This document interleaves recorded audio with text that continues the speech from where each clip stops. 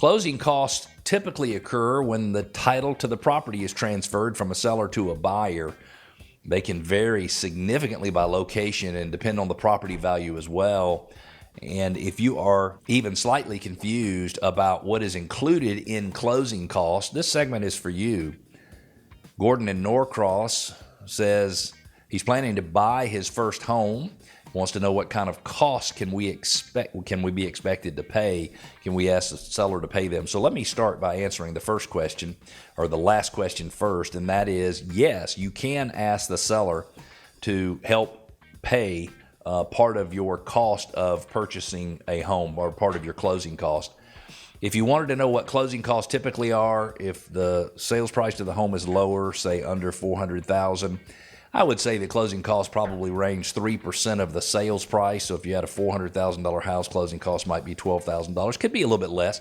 And that would include your prepaids, the amounts to set up your escrow account, and all of that. If the sales price of your home is over $400,000 or $500,000, it can be anywhere from 2% to 2.5% of the sales price of the home. So I think that, Gordon, should give you a good idea as to how much money you need to budget in order to get them paid. And you can 100% ask the seller to pay them.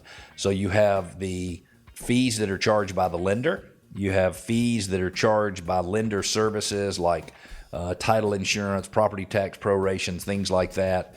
And then you have the fees that are closing attorney related. When the lender gives you a quote, there is a certain segment of those expenses that cannot go up or down by more than 10%. There's a certain segment that cannot change at all, and there's a certain segment that can change like within any limit, but only the things that can change within any limit would be like property tax prorations.